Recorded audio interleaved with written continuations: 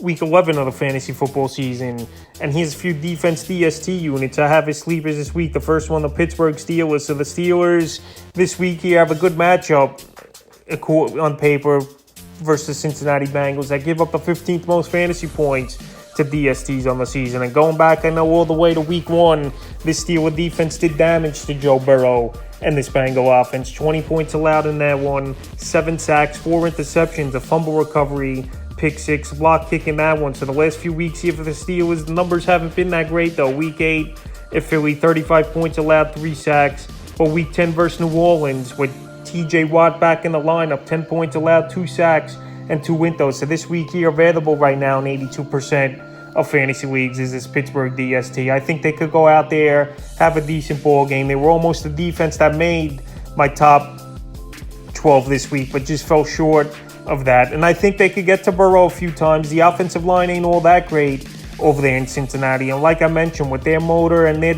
heart and soul of the defense, TJ Watt back, I think this week they'll get to Burrow a few times, maybe a few turnovers. Not 5 like in week 1, but as a sleeper option, they're decent use this week. The next defense, the Houston Texans. So the Texans defense, we know they don't really stop anyone this season.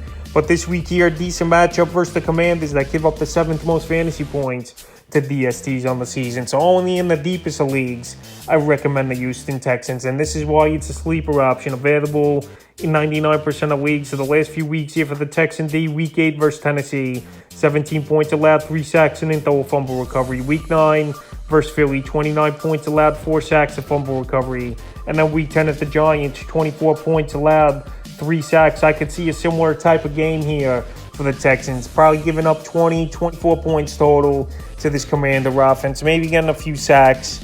I don't know if they'll turn the ball over, but Heineke definitely is a gunslinger and a guy that could be good for a turnover. So right now, only in the deepest of leagues, I'm recommending them. If you're in like a crazy 16-team league or something and need a defense, they're a sleeper this week. And the third and final defense I have as a sleeper is the Chicago Bears. So right now, this Atlanta Falcon offense, it hasn't been that great of a season. Marcus Mariota's had his peaks and valleys this year, and also ball games where they don't score or do anything. This Chicago Bear defense obviously hasn't stopped anyone over the last few weeks. 49 points in week 8 at Dallas.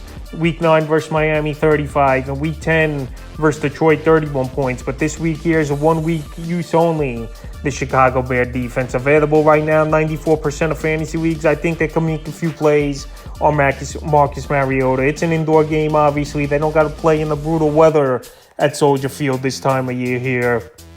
And like I said, this Falcon offense ain't all that great either. Right now, Justin Fields, I think he has a big ball game. And maybe this defense could have opportunities with a lead in this one to tee off a little bit. So right now, deepest of leagues, they're sleeper options. Available in 94% of leagues. And I have them as sleepers this week. So that's a few defense DST units I have as sleepers for week 11 of the fantasy football season.